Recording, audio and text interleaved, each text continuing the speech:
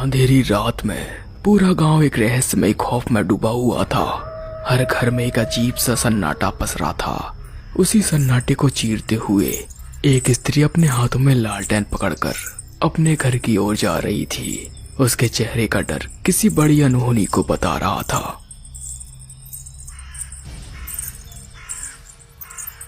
कहीं वो ना आ जाए, मुझे बहुत डर लग रहा है और गला भी सूख रहा है।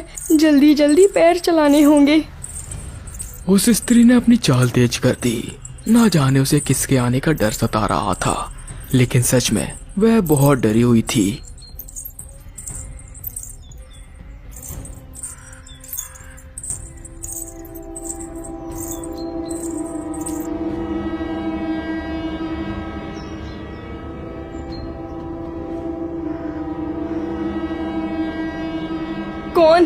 कौन है मेरे सामने आओ। देखो, अगर कोई मजाक कर रहा है तो चले जाओ, मुझे बहुत डर लग रहा है। पीछे का सन्नाटा उसके दिल में डर बना रहा था। काव्या ने आगे की ओर चलना शुरू किया। वह अपने कदम जल्दी जल्दी बढ़ा रही थी। काव्या के पीछे एक अजीब सा काला साया चल रहा था। काव्या को उसकी मौजूदगी साफ महसूस हो रही थी।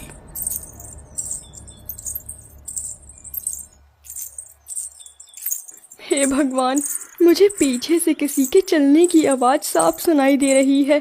अगर मैंने पीछे मुड़ के देखा तो उस भयानक साये को देखकर तो मेरे प्राण ही निकल जाएंगे। मैं क्या करूं? काव्या का पूरा शरीर डर से कांप रहा था। उसके पीछे से आने वाली चलने की आवाज और भी बढ़ती जा रही थी। काव्या ने हिम्मत की और पीछे देखा। कौन है?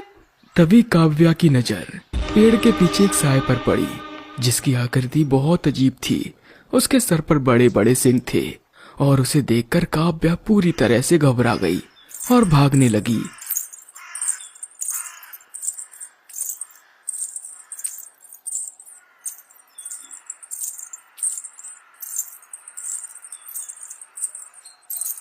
पसीने से भीगी काव्या भागते हुए अपने घर पहुंची। घर पहुंचते ही उसने अपना दरवाजा बंद किया और लंबी लंबी सांसें भरने लगी। अरे क्या हुआ भाग्यवान, इतना घबरा क्यों रही हो? किसी भूत को देख लिया क्या?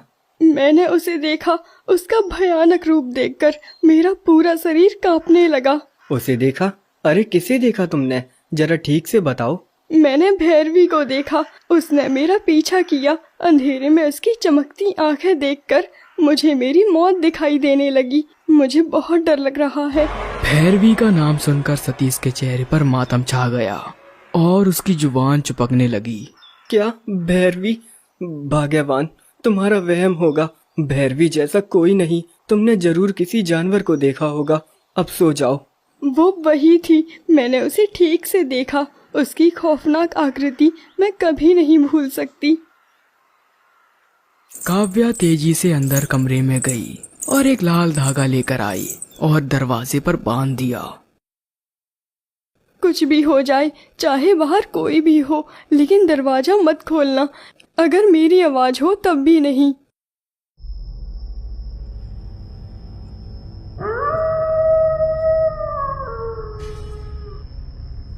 आधी रात को अचानक सतीश को बाहर से किसी स्त्री के रोने की आवाज सुनाई दी।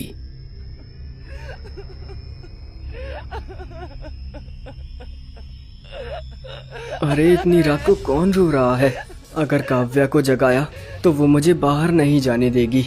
हो सकता है कोई मुसीबत में हो। सतीश उठा और दरवाजे के पास जाकर उसने वह लाल धागा हटा दिया। अरे कोई भी तो नहीं है। फिर रोने की आवाज किसकी थी? लगता है मेरा वहम होगा। तभी दूर झाड़ियां हिलने लगी। सतीश झाड़ियों की ओर गया और जब उसने झाड़ियों को हटाकर देखा तो उसके पैरों तले जमीन खिसक गई। उसने देखा सामने एक बेहद डरावनी स्त्री खड़ी थी, जिसके सर पे बड़े बड़े सिंग थे। अरे नहीं, ये तो वही है। सतीश भागता हुआ जल्दी से अपने घर में गया और दरवाजा बंद कर लिया। क्या हुआ जी? आप बाहर क्यों गए थे? मैंने आपको मना किया था ना। तभी कोई जोर से उनका दरवाजा खटखटाता है। अरे काव्या, अब क्या होगा? लगता है वो आ गई है। अब हम दोनों नहीं बचेंगे। अरे जी, आपने मेरी बात नहीं मानी और लाल धागा हटा दिया। तभी दरवाजा खुला और घुटनों पर चलकर एक स्त्री अंदर आई। वो दिखने में बेहद डरावनी थी। काव्या और सतीश उसे देखकर कांपने लगे। तभी गांव की शांति में उन दोनों की चीखने की आवाज गूंज उठी। दूर शहर में पृथ्वी अपनी पत्नी वर्षा और बूढ़ी माँ के साथ रहता था। उन दोनों की हाल ही में शादी हुई थी। एक दिन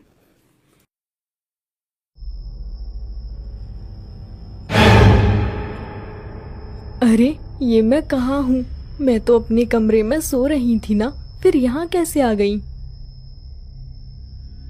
ये गुफा तो बहुत डरावनी है। मैं यहाँ से बाहर कैसे निकलूं? कोई है? मेरी मदद करो। तभी गुफा की गहराई में से वर्षा को आवाज आई। वर्षा, मेरी मदद करो, मुझे आजाद करो वर्षा। मैं वर्षों से तुम्हारा इंतजार कर रही हूँ। आओ वर्षा, मुझे आजाद करो। कौन है आप और मेरा नाम कैसे जानती हैं? मुझे कुछ समझ नहीं आ रहा है। आखिर हो क्या रहा है? मुझे बताइए, आप कौन हैं? मेरे पास आओ वर्षा, तुम्हें सब पता चल जाएगा। तुम्हारा और मेरा एक खास रिश्ता है। मेरे पास आओ।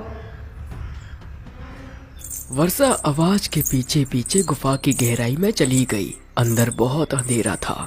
वर्षा आगे की ओर बढ़ती जा रही थी। हे भगवान, आखिर है कौन जो मुझे आवाज दे रहा है और उससे मेरा क्या रिश्ता है? कुछ देर चलने के बाद वर्षा को एक दरवाजा दिखाई दिया और उसने उस दरवाजे को खोल दिया और अंदर चली गई। अरे ये क्या है? हे भगवान, आज फिर वही भयानक सपना। आखिर वो सपना मुझे क्यों आता है?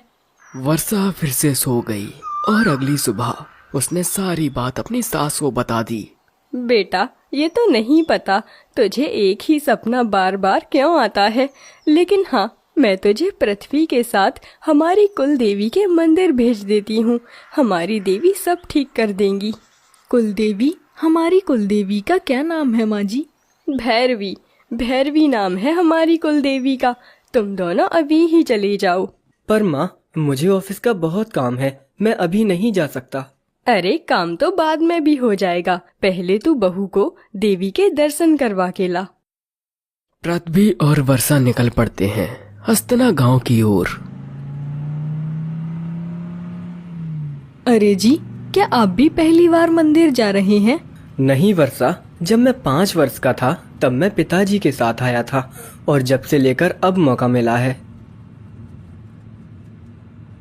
वह दोनों बात करते करते सफर कर रहे थे। वो नहीं जानते थे वो एक ऐसी जगह जा रहे थे जहां से लौटना नामुमकिन है।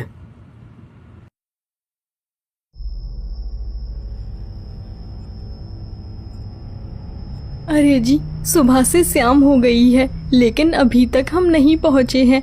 और कितनी दूर है मंदिर? मुझे तो इस सुनसान रास्ते पर बहुत डर लग रहा है। अरे वर्षा, कैसा डर? मैं हूँ ना, बस हम पहुँचने ही वाले हैं, थोड़ा और वक्त लगेगा। तभी एक पक्षी उनकी कार से टकरा गया और कार का संतुलन बिगड़ गया। कार जाकर एक पेड़ से टकरा गई। अरे वर्षा, तुम ठीक हो? तुम्हें चोट तो नहीं आई ना? नहीं जी, मैं तो बिल्कुल ठीक हूँ। कहीं आपको तो नहीं लगी? हे भगवान, अब हम इतनी रात में यहाँ कैसे रुक सकते हैं? वर्षा, चलो हम पैदल आगे चलते हैं, आसपास कोई ना कोई घर जरूर होगा। दोनों सुनसान रास्ते से गांव की ओर जाने लगे। चारों ओर अंधेरा ही अंधेरा था और जानवरों के चिल्लाने की आवाज आ रही थी। तभी उन्हें सामने एक झोपड़ी दिखाई दी। वो दोनों झोपड़ी के पास गए। अरे कोई है? सुनिए, क्या कोई यहाँ रहता है? कुछ देर बाद एक डरावनी बुढ़िया झोपड़ी के बाहर आई और उन्हें देखकर एक अजीब सी मुस्कान देने लगी। सुनिए माँ जी, हम शहर से यहाँ अपनी कुलदेवी के दर्शन करने आए हैं, लेकिन रास्ते में हमारी गाड़ी खराब हो गई। अब हमें रुकने के लिए कोई घर चाहिए। क्या आज के लिए हम यहाँ रुक सकते हैं? आ तो गए हो लेकिन वापस नहीं जा पाओगे। अब तुम्हें यहीं रहना होगा। क्या यहीं रहना होगा? माँ जी, ये आप कैसी बातें कर रही हैं? हम यहाँ रुक सकते हैं या नहीं? जरूर रुक सकते हो, लेकिन अगर आधी रात को वो तेरी पत्नी को ले गई तो मैं कुछ नहीं कर पाऊंगी। अरे कौन ले जाएगा मेरी पत्नी को? माँ जी, आपकी तबीयत तो ठीक है ना? अरे जी चलिए यहाँ से, ये बुढ़िया मुझे कुछ ठीक नहीं लग रही। जिसके बाद वह दोनों वहां से चले जाते हैं। उन्हें गांव में जाने का रास्ता नहीं पता था, वो तो बस इधर उधर भटक रहे थे। अरे जी, हम कब से इधर उधर भटक रहे हैं। चलिए कार में जाकर बैठ जाते हैं, मुझे तो बहुत डर लग रहा है। तभी उन्हें एक छोटी बच्ची दिखाई दी जिसने अजीब कपड़े पहने हुए थे। देखो वर्षा, वहाँ एक बच्ची है। वो इतनी रात को यहाँ क्या कर रही है? चलो उसके पास चलते हैं। वह दोनों उस बच्ची के पास जाने लगे, लेकिन उन्हें देख वह बच्ची आगे बढ़ गई। अरे रुको बेटा रुको, हमारे लिए तो रुको, कहाँ जा रही हो? वह लड़की नहीं रुकी और रास्ते बदल बदल कर चली गई। उसके पीछे पीछे पृथ्वी और वर्षा भी जा रहे थे। कुछ देर के बाद वह दोनों उसका पीछा करते हुए गांव में पहुंचे। अरे वाह, ये बच्ची तो हमें गांव के अंदर ले आई। अरे रुको तो बेटा, जरा हमारे पास आओ। कौन हो तुम दोनों और इतनी रात गए यहाँ क्या कर रहे हो? उन्होंने मुड़कर देखा, सामने एक बूढ़ा व्यक्ति हाथ में लालटेन पकड़ा हुआ खड़ा था। अरे आप कौन है? मैं इसी गांव में रहता हूँ। ये बताओ तुम दोनों कौन हो और किसे बुला रहे थे? हम दोनों शहर से अपनी कुलदेवी के दर्शन करने आए थे, लेकिन रास्ते में हमारी गाड़ी खराब हो गई और हमें यहाँ आना पड़ा। ये बताओ यहाँ आने का रास्ता तुम दोनों को कैसे पता चला? यह गांव बहुत रहस्यमयी है, यहाँ आने और जाने का रास्ता ढूंढने से भी नहीं मिलता। तुम दोनों कैसे आए? हमें यहाँ वो बच्ची लेकर आई। अरे अब कहाँ चली गई? अभी तो यहीं थी। इस गांव में कोई बच्ची नहीं रहती। वैसे कौन सी है तुम्हारी कुलदेवी? हमारी कुलदेवी का नाम है भैरवी।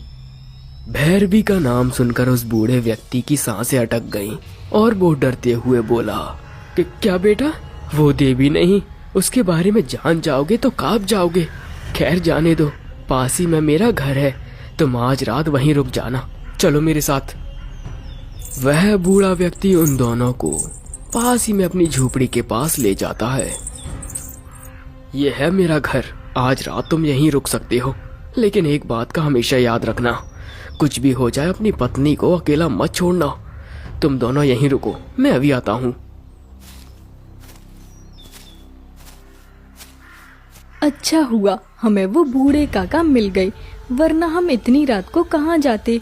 लेकिन मुझे तो अभी भी उसी बच्ची की चिंता हो रही है, वो तो अभी भी गांव में घूम रही होगी। हाँ वर्षा, पर वो बच्ची आंखों के सामने से गायब हो गई। तभी उनके दरवाजे पर दस्तक हुई। पृथ्वी दरवाजे के पास गया और दरवाजा खोल दिया। उसने देखा कि बाहर वही बूढ़े काका खड़े थे। क्या हुआ काका, आप यहाँ क्या कर रहे हैं?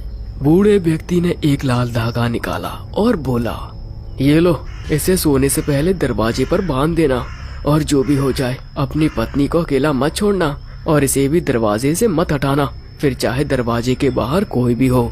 अरे काका, आप बहुत देर से कह रहे हैं कि अपनी पत्नी को अकेला मत छोड़ना। आखिर ये तो बताइए, मेरी पत्नी को किससे खतरा है? बेटा, ये गांव रहस्यमयी है। इस गांव में तुम्हें जवान स्त्री नहीं मिलेगी, सिर्फ बूढ़ी स्त्री ही मिलेगी। ऐसा क्यों है ये तुम नहीं समझ पाओगे। इस गांव की सच्चाई कोई नहीं जान पाया।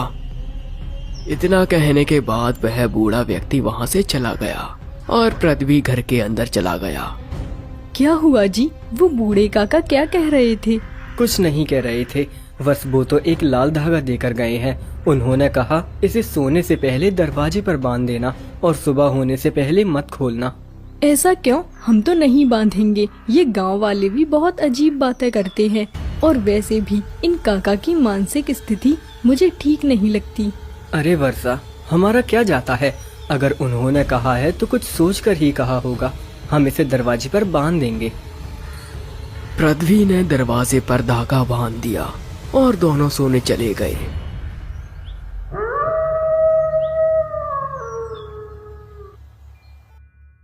आधी रात को अचानक उन दोनों को एक स्त्री की रोने की आवाज सुनाई दी।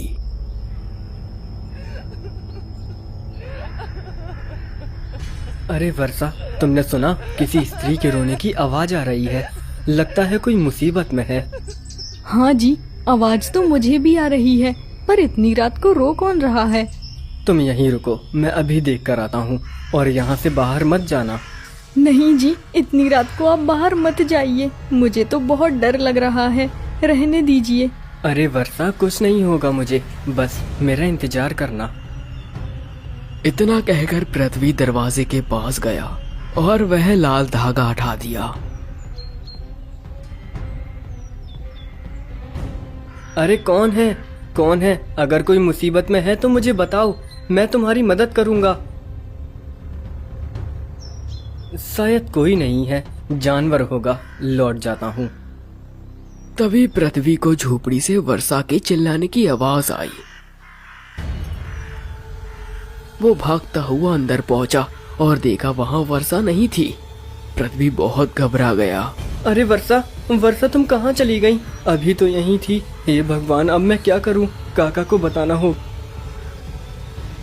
पृथ्वी जल्दी जल्दी काका के घर पहुंचा और दरवाजा खटखटाने लगा।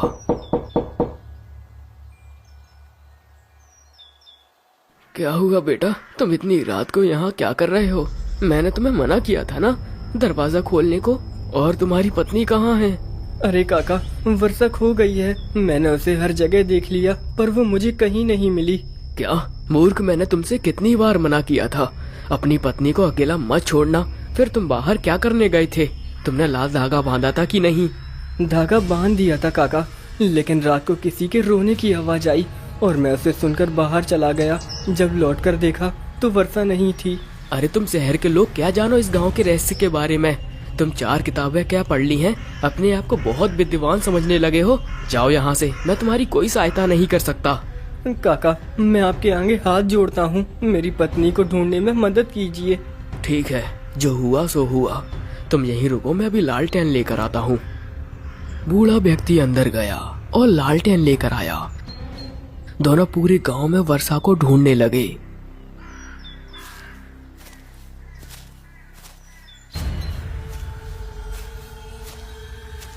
अरे काका, वर्षा मिली क्या?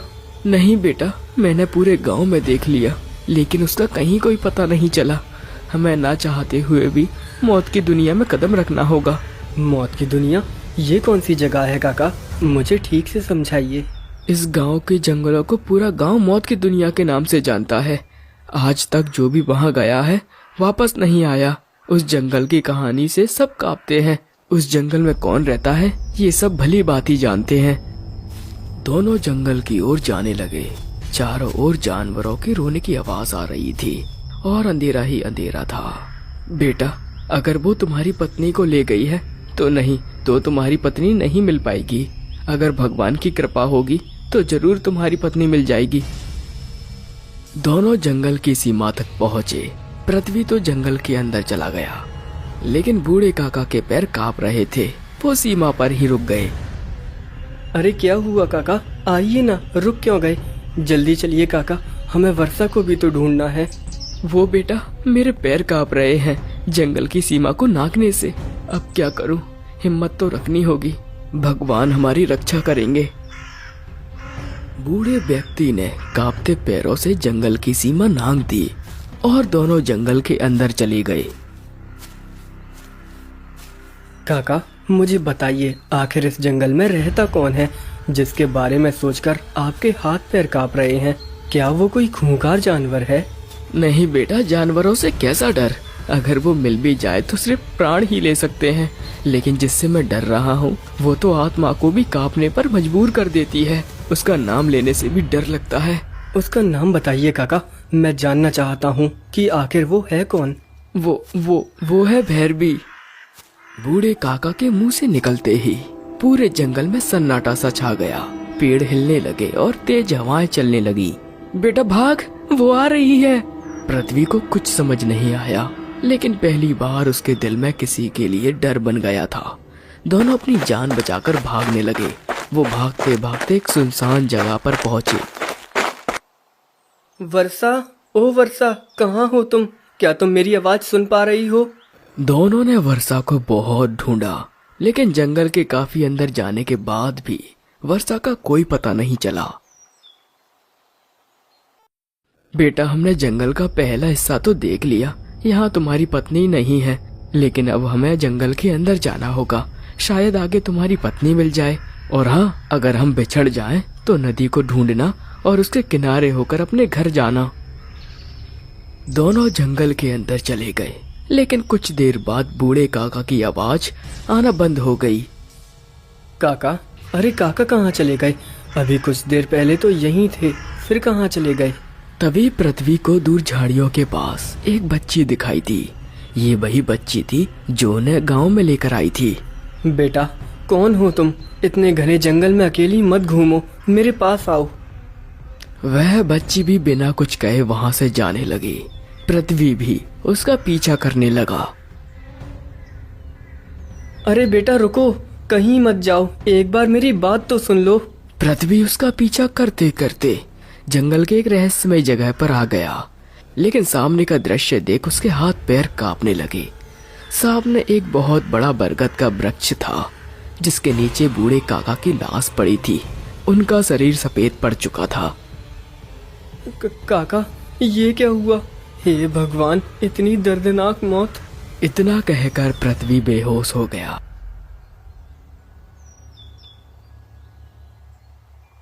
अगले दिन जब पृथ्वी ने आंखें खोली तो खुद को एक कमरे में पाया। वो उठा और अपनी आंखें मीचने लगा। आखिर होश आ ही गया तुम्हें। कौन हो तुम और जंगल के इतने अंदर क्या करने गए थे? तुम हमें पेड़ के नीचे मिले। मैं अपनी पत्नी के साथ शहर से यहाँ कुलदेवी के दर्शन करने आया था, लेकिन मेरी पत्नी गायब हो गई। मैं उसी को ढूंढने जंगल गया था। वो काका कैसे हैं? वो बूढ़े काका मर चुके हैं। वैसे तुम कौन सी कुलदेवी के दर्शन करने आए थे? हम यहाँ भैरवी माँ के दर्शन करने आए थे। भैरवी का नाम सुनकर सरपंच डर गया और बोला, क्या भैरवी? बेटा, वो देवी नहीं है, लौट जाओ, क्योंकि जिसे तुम देवी समझ रहे हो वो बहुत भयानक पिशाचनी है जो एक श्राप से जन्मी है। नहीं, मैं अपनी पत्नी को ढूंढे बिना नहीं जाऊंगा। मुझे बताइए, मैं उसे कैसे ढूंढूं? इसका जवाब तो पूरे गांव के पास नहीं है, लेकिन अगर तुम अपनी पत्नी को सच में ढूंढना चाहते हो तो यहाँ से कोसों दूर एक चट्टान है। उसी चट्टान के अंदर एक बाबा जी अपनी तपस्या कर रहे हैं, वही तुम्हारी मदद कर पाएंगे। जाओ। ठीक है, मैं अभी ही जाऊंगा, बस आप मुझे वहां जाने का मार्ग बता दीजिए।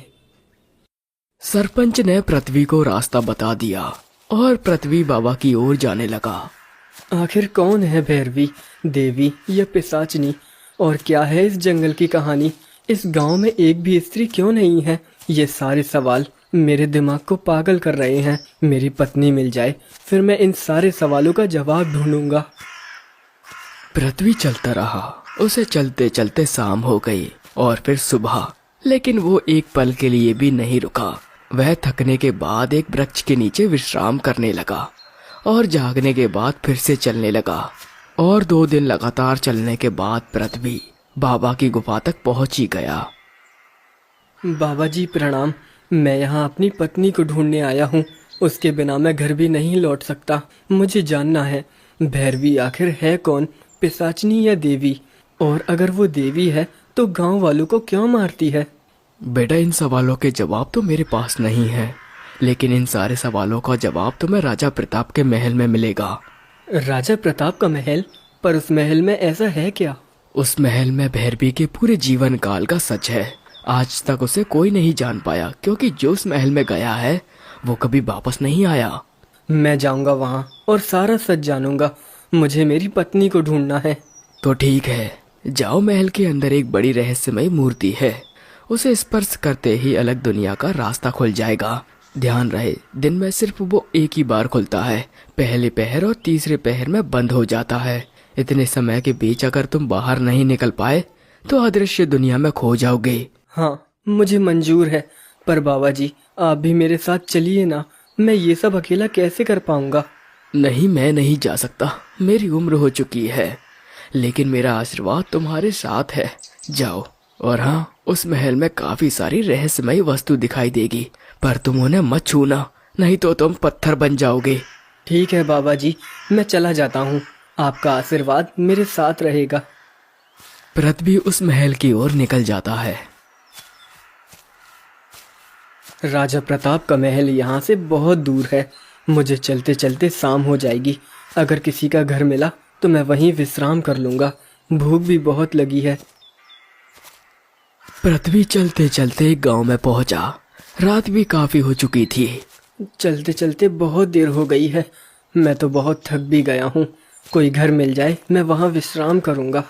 पृथ्वी को एक झोपड़ी पास में ही दिखाई देती है। अरे क्या कोई है? जल्दी बाहर आइए। अरे कौन हो बेटा तुम, और यहाँ क्या कर रहे हो, वो भी इतनी रात को? अरे काका, मुझे किसी काम से बहुत दूर जाना है। अगर मैं रात भर भी चला तो वहाँ तक नहीं पहुँच पाऊँगा। तो क्या आज रात मैं आपके घर रुक सकता हूँ? अरे हाँ हाँ बेटा, रुक सकते हो। आ जाओ, आराम कर लो। वैसे बेटा, वो जरूरी काम से तुम्हें कहाँ जाना था? वो काका, मुझे किसी जरूरी काम से राजा प्रताप के महल जाना था। रास्ता बहुत लंबा है, इसीलिए सोचा आराम कर लूं। महल का नाम सुनकर उस व्यक्ति के हाथ पैर कांपने लगे और वह डरते हुए बोला कि क्या राजा प्रताप का महल? अरे मूर्ख, मरना चाहते हो क्या? क्यों अपनी जान दांव पर लगा रहे हो? सालों से जो भी उसके अंदर गया कोई नहीं बचा। सारे मारे गए, तुम भी मारे जाओगे। मैं कहता हूँ लौट जाओ। नहीं लौट सकता काका, मेरी पत्नी खो गई है। उसे ढूंढने के लिए मैं महल में जाकर रहूंगा, चाहे मेरी जान ही क्यों न चली जाए। बेटा, वहाँ कोई बुरी आत्मा नहीं, बल्कि दूसरी दुनिया का दरवाजा है। वहाँ कोई एक बार गया तो कभी लौटकर नहीं आया। उस रहस्यमय कमरे में क्या है ये तो कोई नहीं जानता, लेकिन एक बार अंदर गए तो डर से ही मर जाओगे। मैंने लोगों के मुंह से सुना है, उस रहस्यमय कमरे में कुछ ऐसा है जिसे देखकर इंसान सब कुछ भूल जाता है और सिर्फ मौत दिखाई देती है। अगले दिन पृथ्वी फिर महल की ओर निकल जाता है। सुबह से शाम हो गई। पृथ्वी अभी भी चल रहा था। कुछ देर और चलने के बाद सामने का दृश्य देख पृथ्वी डर गया। सामने राजा प्रताप का खंडर महल था, जो सामने से बहुत डरावना दिख रहा था। तो ये है राजा प्रताप का खंडर महल। ये तो बहुत डरावना है, मुझे इसके अंदर जाना होगा। पृथ्वी महल के अंदर चला गया। अंदर जाते ही तेज हवाएं चलने लगी और आसपास का वातावरण ठंडा हो गया। पृथ्वी अंदर से बहुत डर गया था। पृथ्वी की एक पल के लिए सांस रुक गई, मानो सब कुछ रुक गया हो। हे भगवान, मुझे तो बहुत डर लग रहा है। मैं क्या करूं? कहाँ ढूंढूं उस रहस्यमयी मूर्ति को?